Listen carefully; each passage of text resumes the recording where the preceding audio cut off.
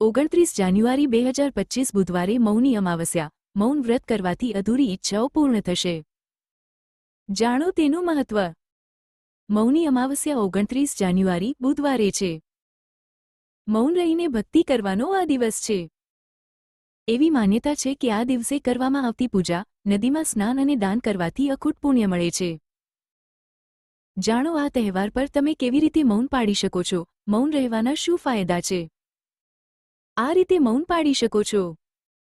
મૌની અમાવસ્યાની સવારે વહેલા ઉઠીને સ્નાન કર્યા પછી ભગવાનની પૂજા કરવાનો સંકલ્પ લેવો અને દિવસભર મૌન રહેવું.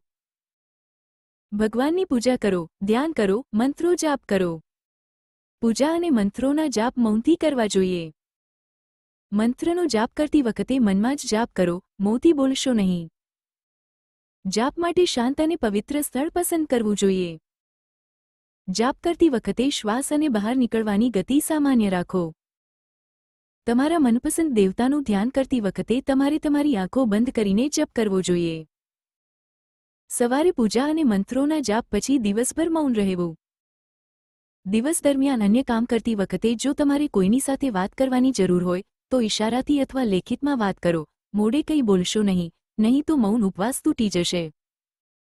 ધ્યાનમાં રાખો, ફક્ત બોલવામાં મૌન ન રાખો. આ દિવસે તમારા મનમાં પણ મૌન રાખો. તમારા મનમાં કોઈપણ પ્રકારના નકારાત્મક વિચારો આવવા ન દો, મનને શાંત રાખો.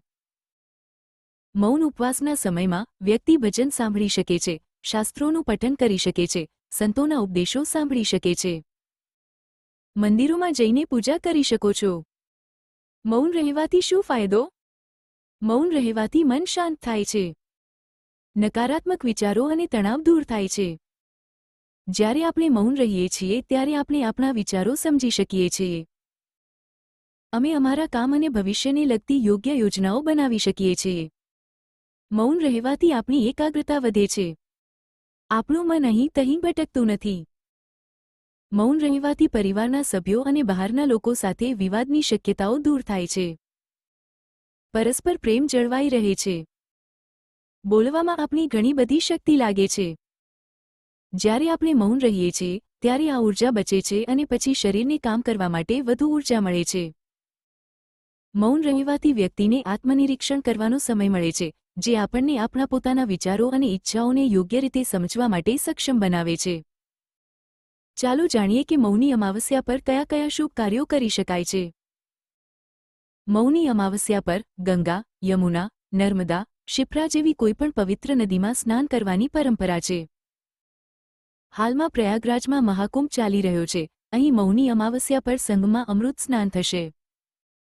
જો નદીમાં સ્નાન કરવું શક્ય ન હોય તો ઘરમાં ગંગા જળ ઉમેરીને સ્નાન કરો. મૌની અમાવસ્યાના મધ્યાહન સમયે પિતૃઓ માટે શ્રાદ્ધ અને તર્પણ કરવું જોઈએ. મૌન રહો અને ધ્યાન અને યોગનો અભ્યાસ કરો.